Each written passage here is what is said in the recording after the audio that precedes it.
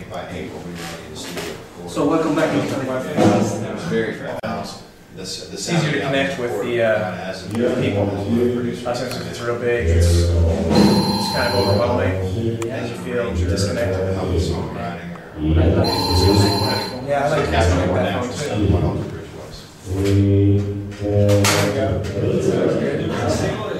We worked very hard on that record. That took a long time. We were very content with how it turned out. Our very content with the reaction from the music lovers. That was nice. Because A, we got a lot of business things we were trying to deal with, and we basically couldn't release it until that was squared away. And also because we wanted to make sure that we had all the songs. And we wrote a lot of songs for that record. And so, we figured, we could put out a record, 2 years later.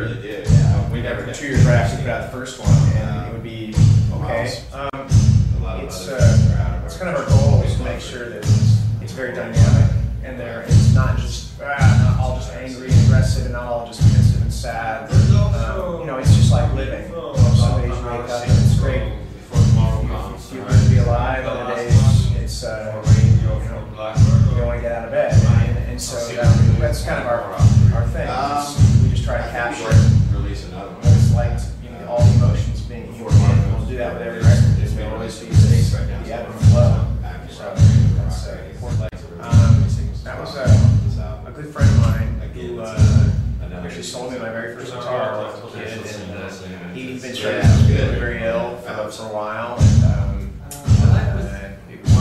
finally passed away, and so basically owed to him, to get a better place. He suffered a lot. Wasn't a good end for him. It was my wish for him. So it finds peace. You're really well. If not just for how the song turned out, got to friend with Cristina. She's really cool, man. She's a really sweet person. About the next record? It came about actually. Somebody with the record label had a good idea, and we're not going to take credit. Well, we will. It was somebody at the label who said, "Hey, you didn't talk about doing something like this one. Yeah, that sounds great." So we contacted her, and we were actually touring, and she was in Manhattan, and she went in with the guy who had her record, and did the vocals in a day. And he called up and he said, "Man, I didn't know she's really. I didn't realize that was good." Yeah. So she brought a lot to that. I think her timbre, her voice, and her emotion. And there's a thing she does at the end, which wasn't very good. Your sex skills and stuff. I love that. Great. So it's been. It's great. I mean, I'm really lucky because those people could have said, "No, we don't like him. We don't want him around."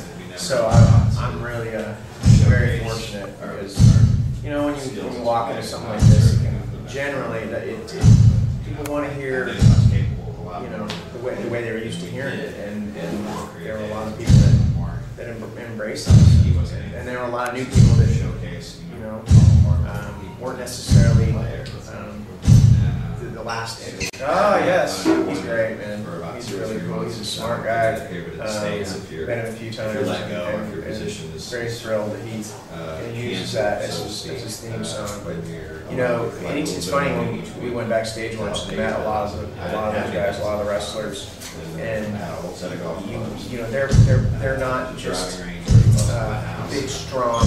I think a lot of people are like, oh, they're just big, strong, whatever type people. And they categorize them like, man, you meet some of these folks, and they're very intelligent. They know what they're doing.